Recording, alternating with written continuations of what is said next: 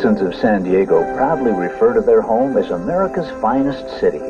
It certainly is true that San Diego enjoys an almost perfect climate. Mild, sunny days provide the ideal conditions to revel in the outdoor beauty of this California city, sixth largest in the United States.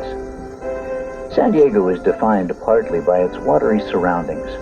A splendid natural harbor is home to military vessels, and Mission Bay is the setting for recreational ones. Along the sparkling coastline, surfers, sun worshippers, and nature lovers find the perfect wave, stretch of sand, or scenic viewpoint. From the old mission founded by Father Junipero Serra to the world-famous zoo nestled in Balboa Park, San Diego has attractions both natural and historic to keep visitors entertained.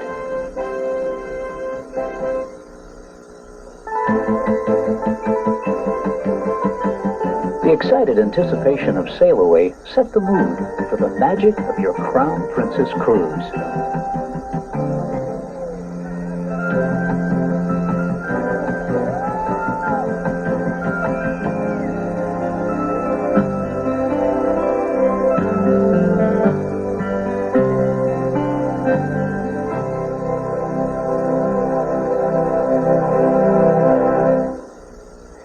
As you explore the Crown Princess, you quickly discover the grand scale of her design.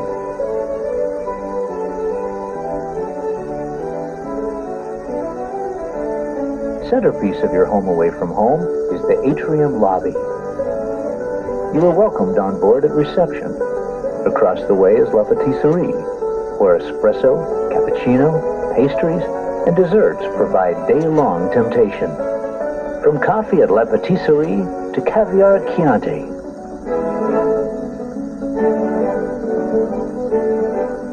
From window shopping to people watching, the atrium is the heart of the Crown Princess.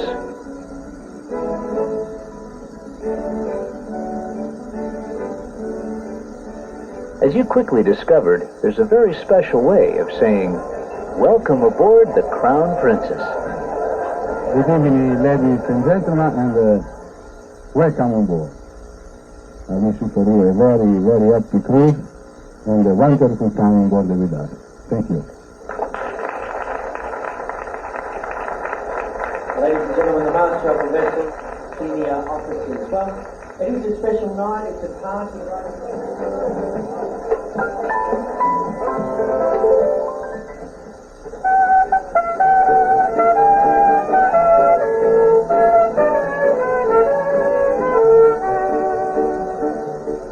The beautiful port of Cabo San Lucas welcomes visitors with a festive air.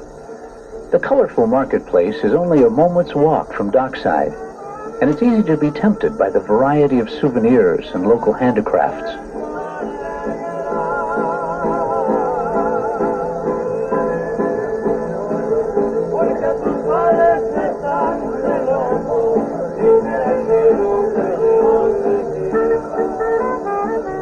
The bay at Cabo San Lucas was once a hideout for pirates. Now its inhabitants lure visitors with great sport fishing, shopping, whale watching, and wide sandy beaches.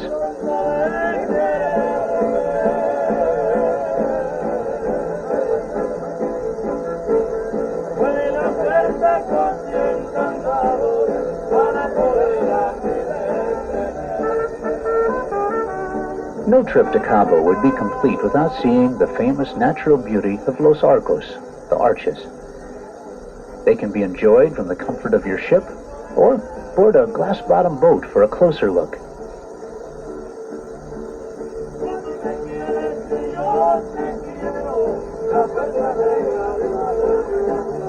In addition to the natural splendor of the rock formations, you'll see plenty of wildlife.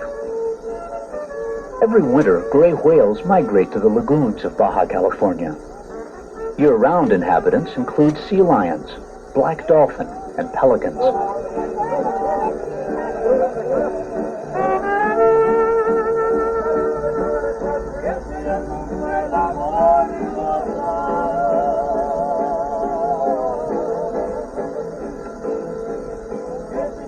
The views from Pedregal show the sweep of the bay and the sparkling blue of the Pacific Ocean. Baja Peninsula has rugged scenery that is set off by its craggy coastline. The United States once held claim to Baja, but gave it away, thinking it nothing more than a haven for rattlesnakes and cactus. Americans might regret that decision when they see the subtle beauty of this desert. Cabo is growing as more and more people come to enjoy the natural splendor of its setting. Ask people to name a city in Mexico that is synonymous with glamour, and you'll surely hear the name Acapulco. It's a local joke that city drivers train at the same arena as the bullfighters, but braving the traffic brings an array of sightseeing pleasures. The Diana Fountain, CC Amusement Park, the world's largest piñata, and Papagayo Park, where locals relax in a peaceful setting.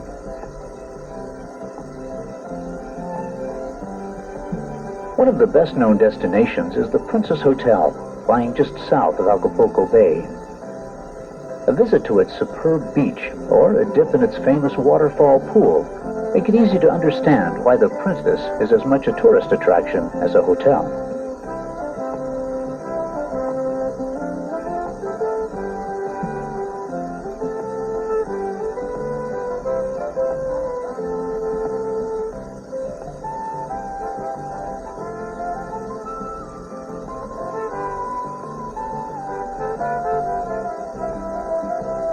The Princess and its neighbor, the Pierre Marquez, share a seemingly endless stretch of beach and adjoining fairways at world-class golf courses.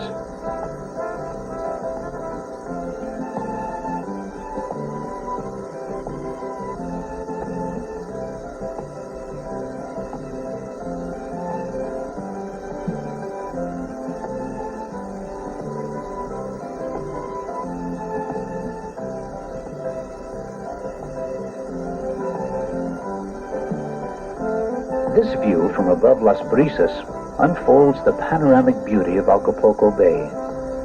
For those who choose to forego the excitement of parasailing, this vantage point provides the same view while keeping feet firmly on the ground.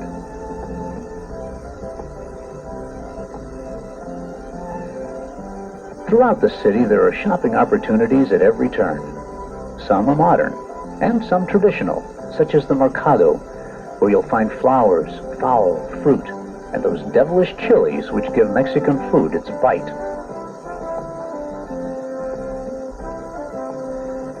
The sparkling waters of Acapulco Bay have lured fishermen and travelers for centuries. The sunny shores of the surrounding coastline are filled with fabulous homes, craggy cliffs, and popular beaches. No visit to Acapulco would be complete without a trip to see the cliff divers at La Quebrada. El Mirador Hotel is the lookout post from which thousands of spectators hold their breath as the daring divers take the plunge.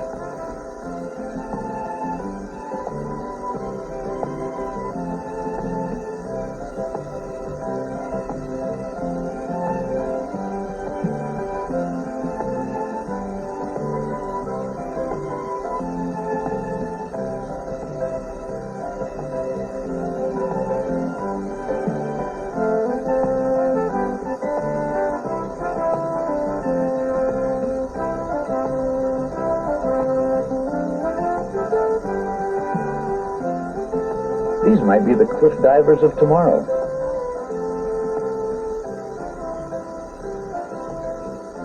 The jet-set city of Acapulco is certainly deserving of its reputation as one of the world's great vacation playgrounds.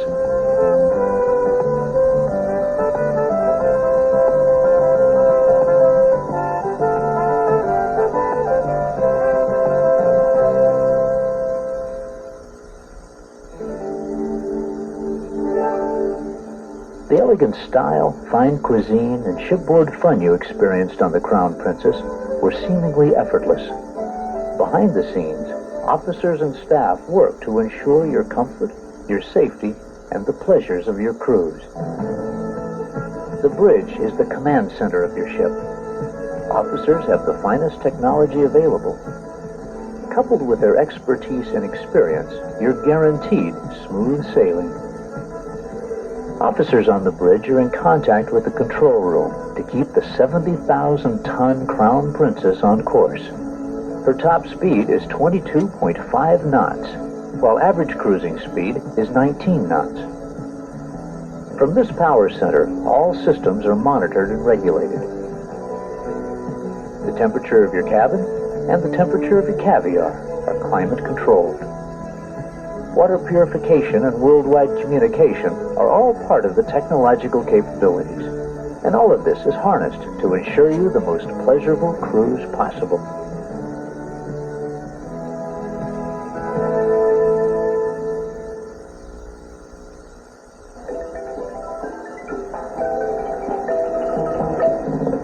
Guatemala lures visitors with a blend of vibrant native culture and elegant colonial heritage. Puerto Quetzal is a modern port of entry that is the gateway to the diverse attractions of this Central American country.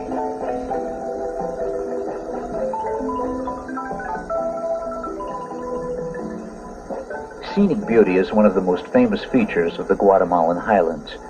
Rising from the plains which border coastal towns are smoldering volcanoes.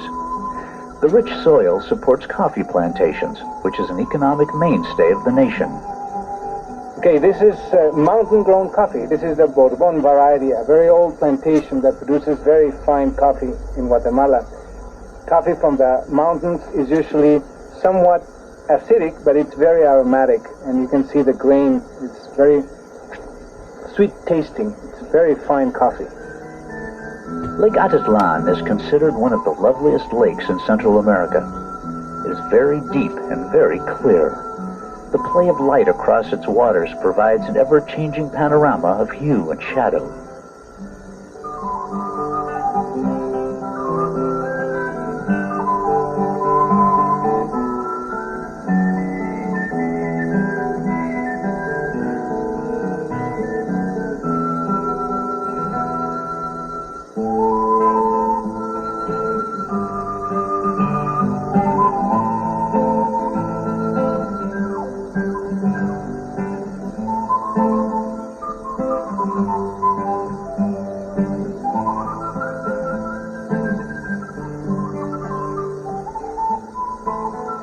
Quaint villages dot the shoreline of the lake.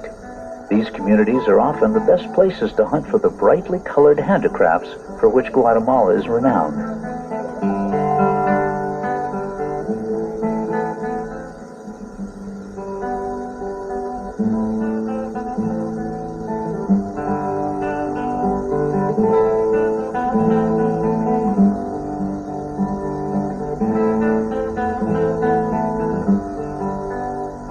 The western region of the country also supports a variety of wildlife, some indigenous, some exotic. Chapin Park is home to African species, as well as animals native to Guatemala.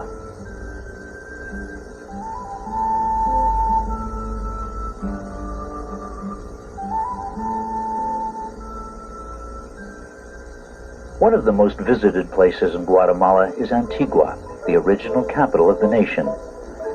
During Spanish colonial years, this was one of the most important cities in the New World. It boasted a university, printing press, numerous churches, and a cathedral.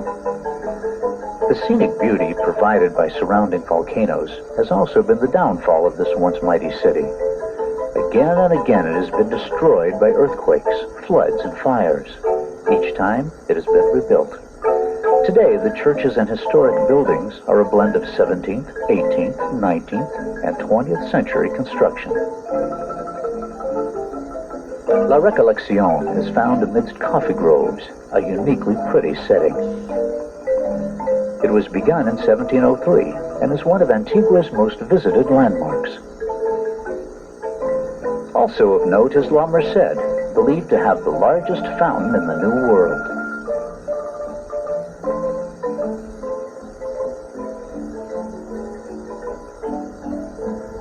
The streets of Antigua present a captivating mix of cultures. Marimba music fills the air. Local women sell their handicrafts. Lovely old ruins lie adjacent to restored municipal buildings. Antigua is in many ways the heart of Guatemala, if no longer the capital.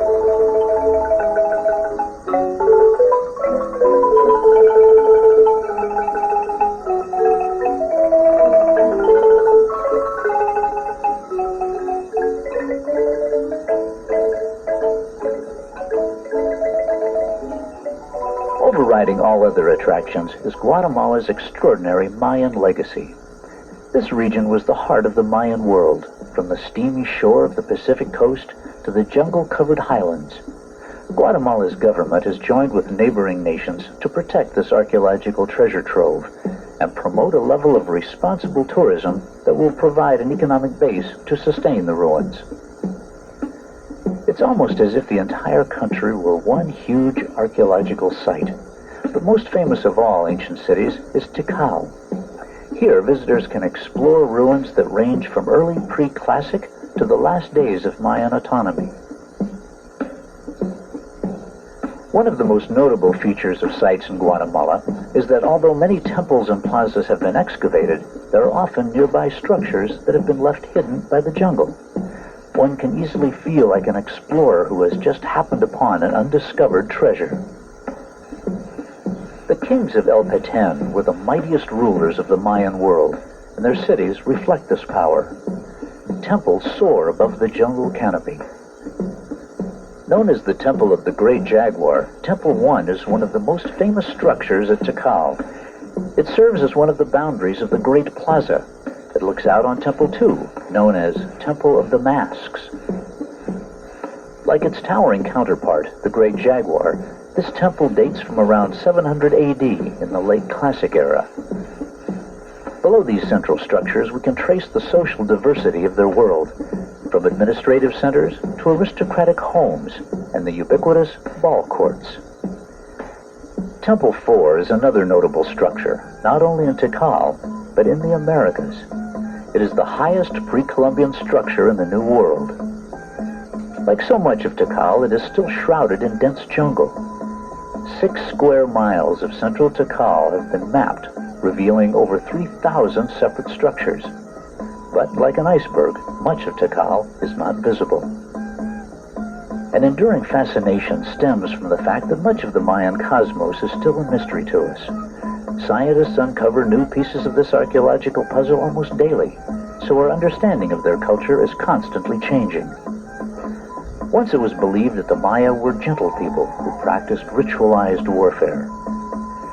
Now we know they engaged in bloodthirsty practices, which included human sacrifice. The great mystery remains, however. What happened to this once mighty civilization? Like so many of the ruins at Tikal, the answer still lies buried. But the legacy lives on in the native people of Guatemala, living testimony to the enduring power of Mayan heritage.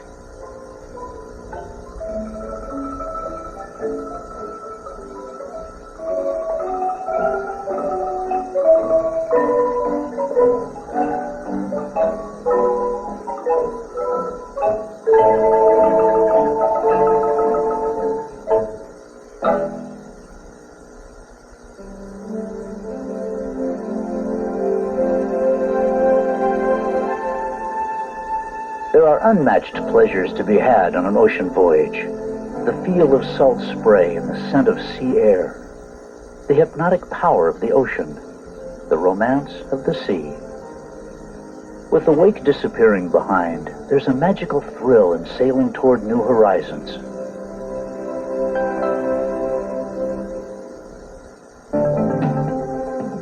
As you approach the entrance to the Panama Canal from the Pacific Ocean, you quickly find that passenger ships take precedence over all other vessels waiting to make their transit. To the south lies Panama City, and closer at hand is the port of Balboa.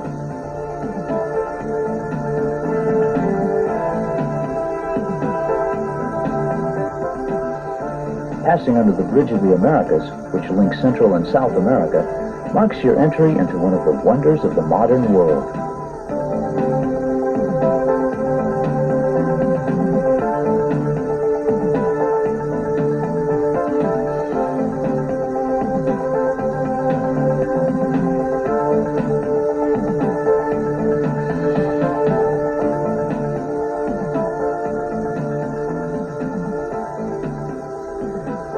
Passengers congregate on deck to experience the fascinating crossing of the continents. The ship takes on many workers who make the transit through the canal from the Pacific Ocean to the Atlantic Ocean possible. The Panama Canal is 50 miles long, and transit takes an average of 6 hours. Its highest point is 85 feet.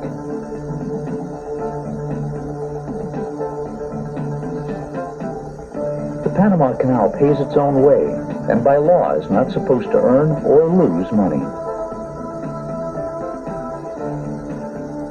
The first set of locks through which you pass are the Miraflores locks. Although several methods have been tried to get the lines to the ship, including using cannons to shoot them aboard, the trustworthy rowboat continues to be the favorite method. Once delivered, the lines are attached to locomotives called mules, which help guide the ship into the locks.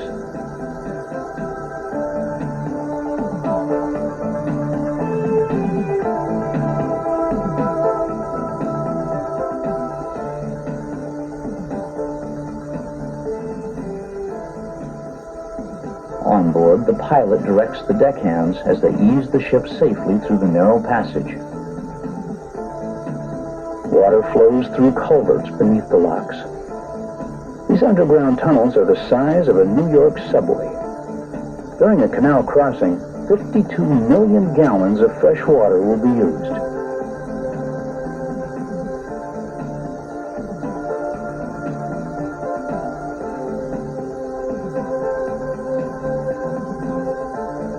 One set of lock doors closes behind the ship, and water pours into the lock to bring the ship up to the level of the next lock.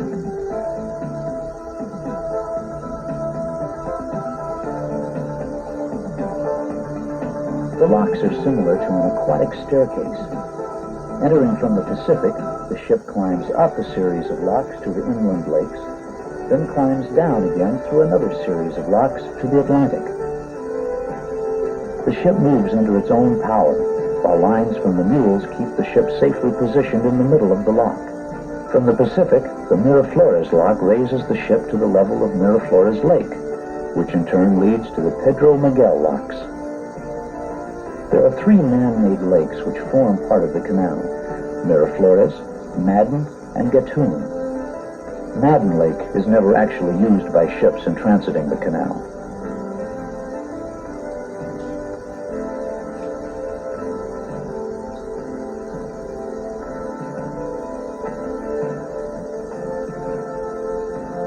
One of the beauties of the engineering design is its simplicity and self-containment.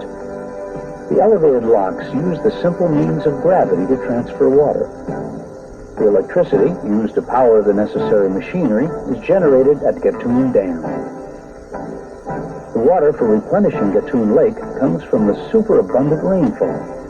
It's a superbly efficient use of natural resources.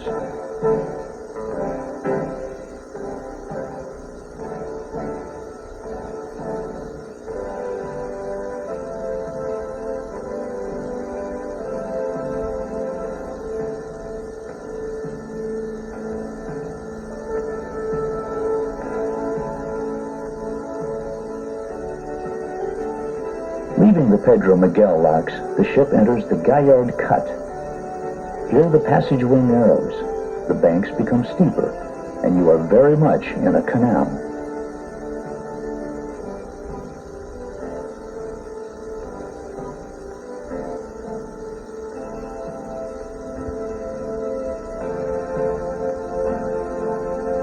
Traffic flows both directions through the cut. It's here that you'll see the plaque commemorating the workers who made the Panama Canal possible.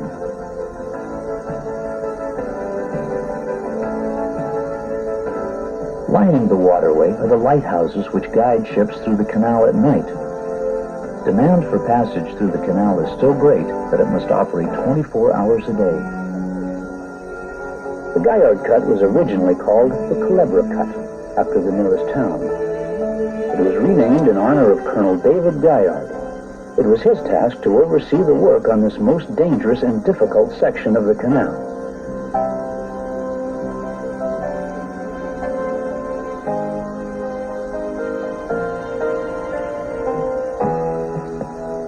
At Gamboa, the dredging division has its headquarters halfway between the two oceans.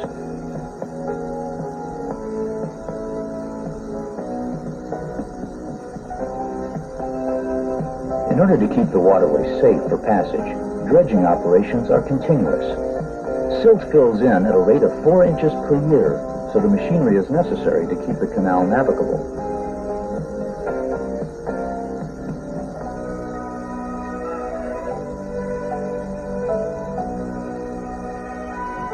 Once past the Gaillard Cut, the ship crosses Gatun Lake, the largest of the 3 lakes which form part of the canal. In addition to providing passage, the lakes gather rainfall, which provides all the water used in the canal. Gatun Lake was formed by damming the Chagres River and was for a time the largest man-made lake ever created. It held that honor until Lake Mead was formed by Hoover Dam. You see ships of every description as they all await their turn in the locks at either end of the lake.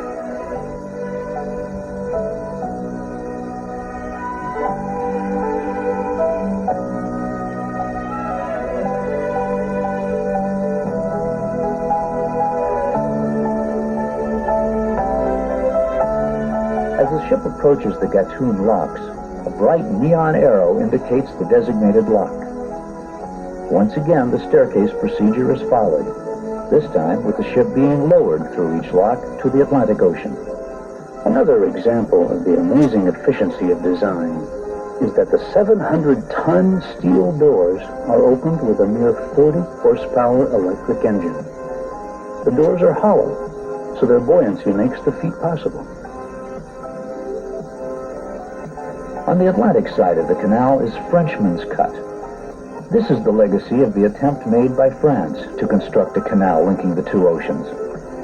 After a loss of 20% of the workforce to accidents and disease, and having made almost no progress, the French gave up.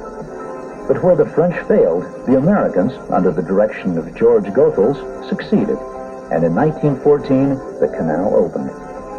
As you cruise past Cristobal and enter the Atlantic, you can look back on your experiences in one of the world's great engineering wonders, the Panama Canal.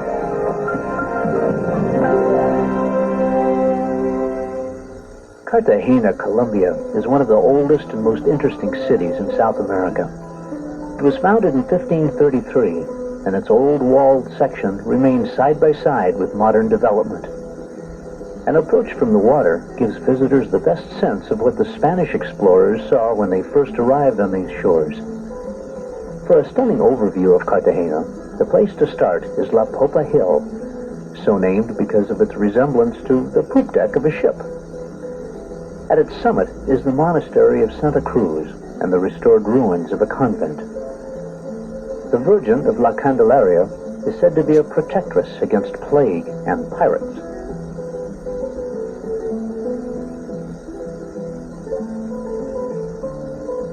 In the museum, there's a painting which commemorates the victory of Catholicism over the pagan rites, which gave this overlook its original name, Place of the Goat.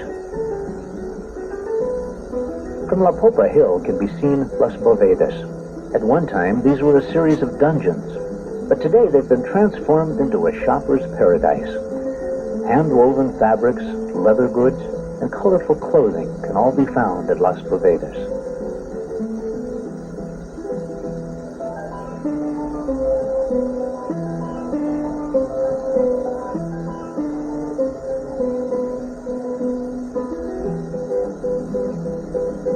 Cartagena was the storage and supply center for Spanish treasure for over 250 years.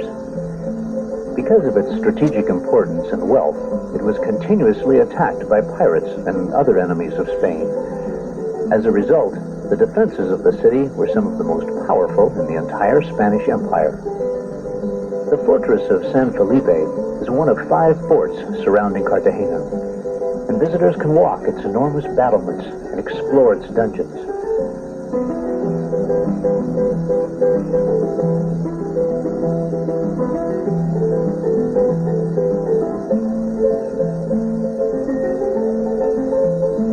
From La Fortaleza de San Felipe, there's an excellent view of the old walled city which it was built to defend.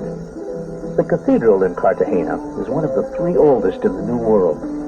The charm and elegance of colonial Spain is in evidence throughout the walled city. In Simón Bolívar Square, Columbus Square, and even the Palace of the Inquisition.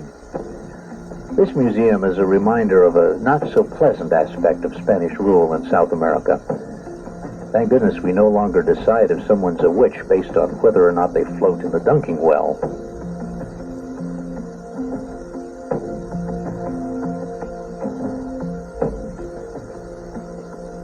Another notable feature of this fascinating city is the wall. This encircling defense took 100 years to build and averages 50 feet thick and 35 feet high. Today, many stretches of the wall are still standing and provide a lofty vantage point for sightseers. Cartagena is a beautifully preserved example of Spanish colonialism combined with contemporary flair.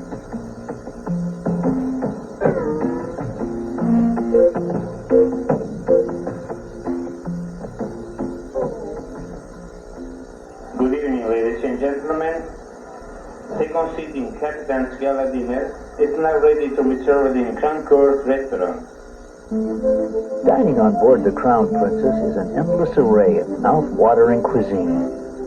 A small army of chefs is constantly at work to create the fabulous food you can sample from sunup to midnight.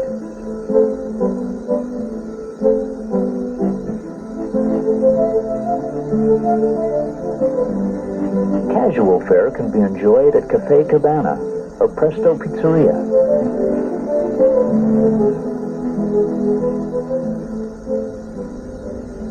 Hours of preparation go into the Gala Grand Buffet.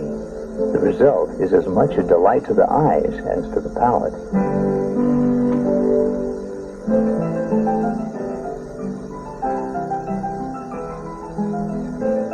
And the award-winning cuisine presented in the Crown Court dining room is nothing short of superb.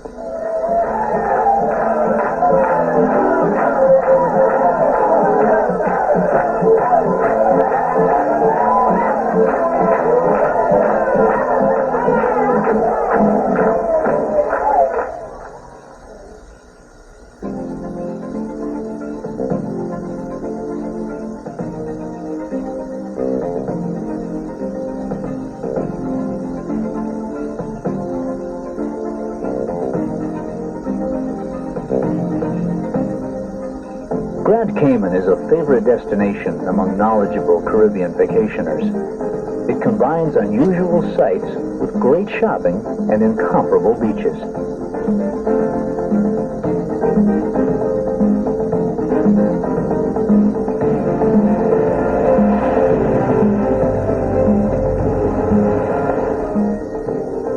Your ship anchors off the capital city of Georgetown, and this is where most of the island's commercial activity takes place.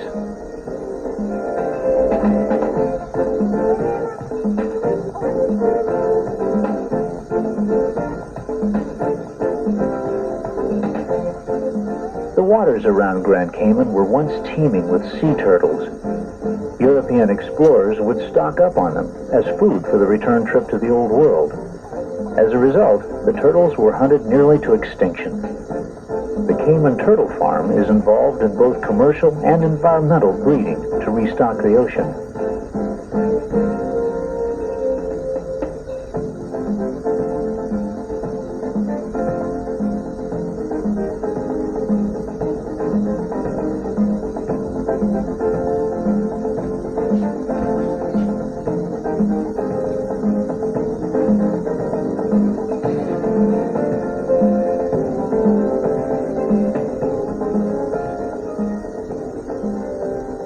Grand Cayman is known for its great beaches. This one is unusual with its lava formations and distinctively named adjoining town.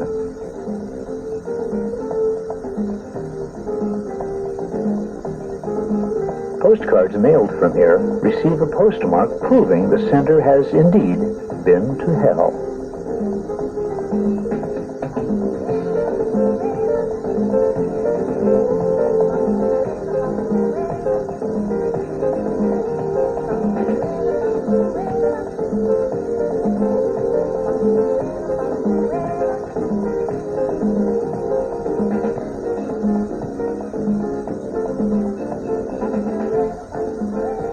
The most famous of Grand Cayman's beaches is 7 Mile Beach.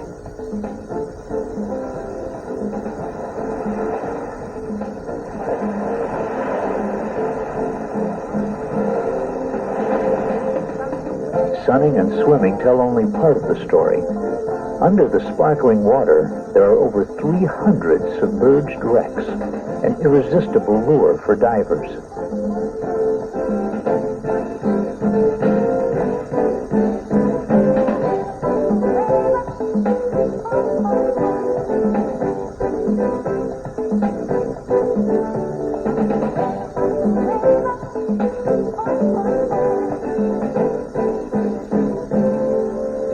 Take to the water to see the sights, or take the ride of a lifetime in an Atlantis submarine.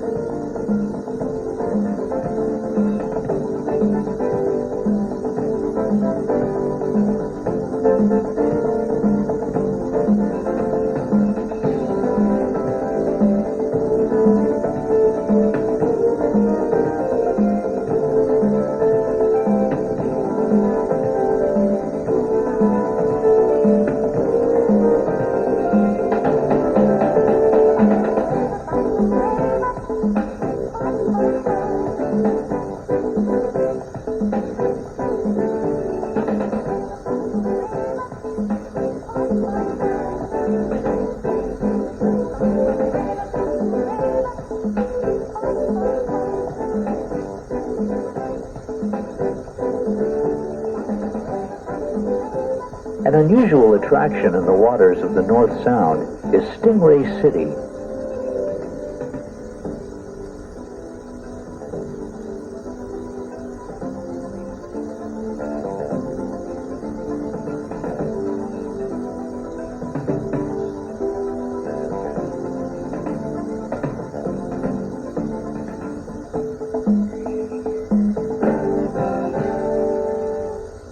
When they're born, they're about the size of like a 6 or 7 inch solid plate. Tail's about 1.5 feet long, real cute kids. They got probably 5 or 6 months. They are members of the shark family. Their closest relative is the angel shark. So a lot of different, or not different, a lot of similarities to sharks. All cartilage, live birth. They have a very good sense of smell. About 70% of their brain is devoted to their sense of smell.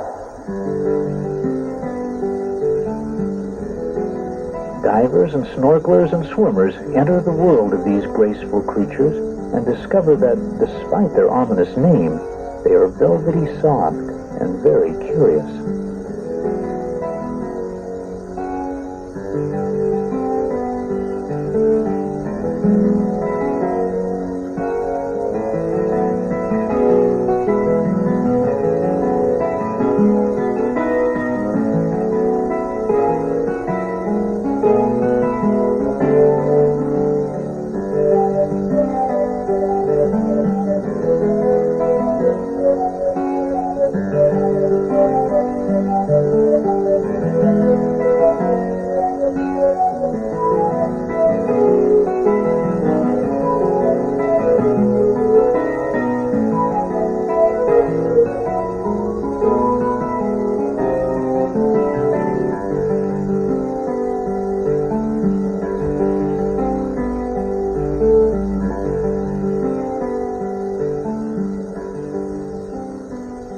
Just as lovely as viewing it all from the air.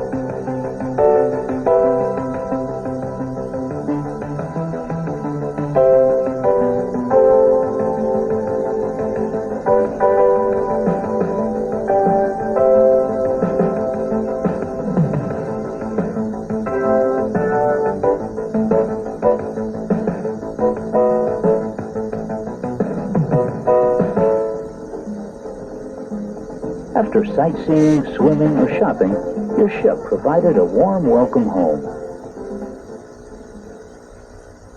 Evenings on the Crown Princess are full of fun and excitement. Did you dance till dawn at the stage door?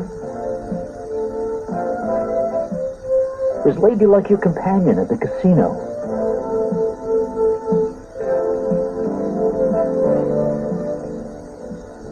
Perhaps a quiet drink at Kipling's was the prelude to the world-class entertainment for which Princess is famous.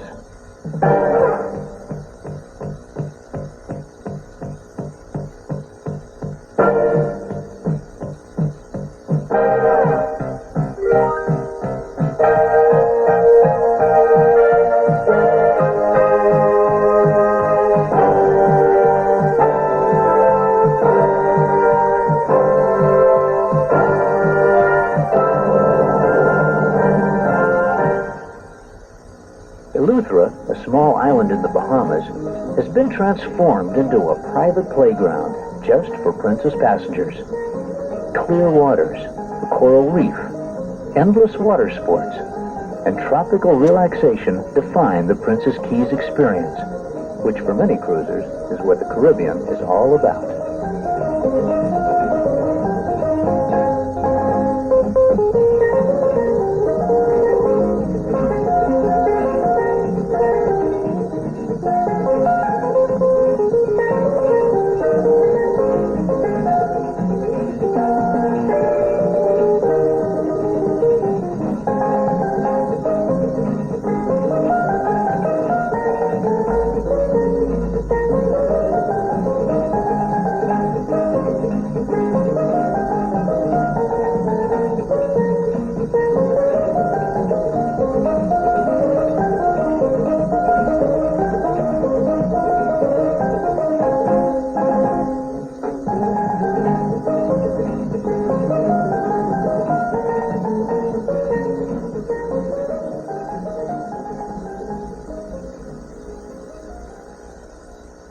The elegant Crown Princess was your floating home away from home. On a ship this size, there are innumerable nooks and crannies to find and enjoy. Here's your chance to remember the comfortable lounges, sweeping atrium, and spacious decks for sun-washed days and starlit nights with a backdrop for fun.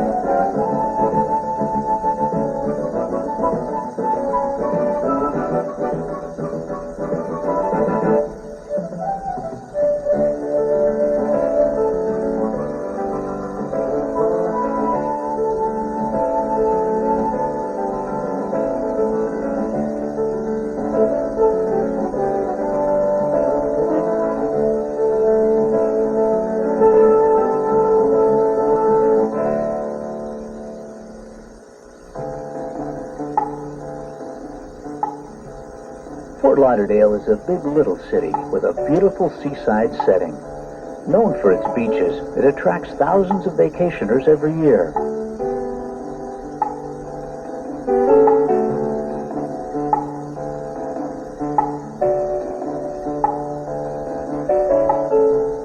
The charming town center on Las Olas Boulevard is a tree-lined oasis with charming sidewalk cafes and fashionable boutiques.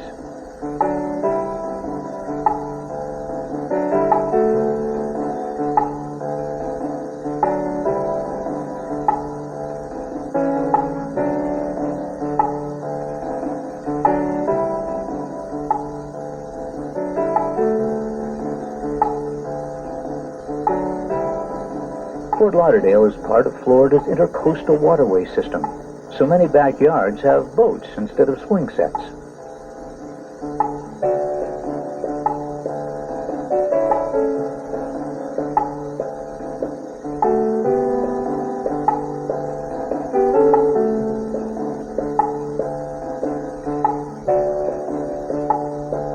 This waterway connects with the Everglades, a beautiful sea of grassy wetland that's home to marvelous flora and fauna.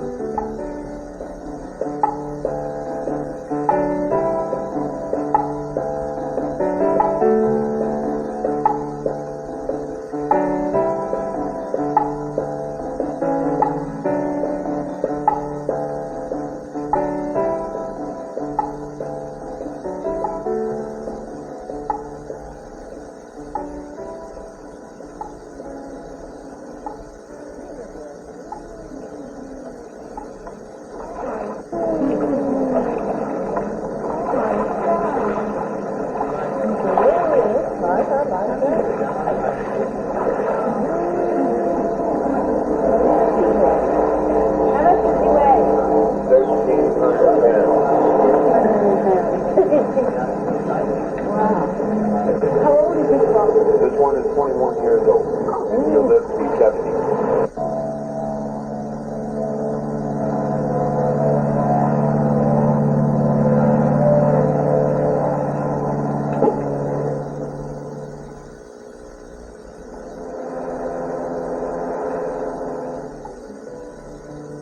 This area of South Florida is truly a vacationer's delight.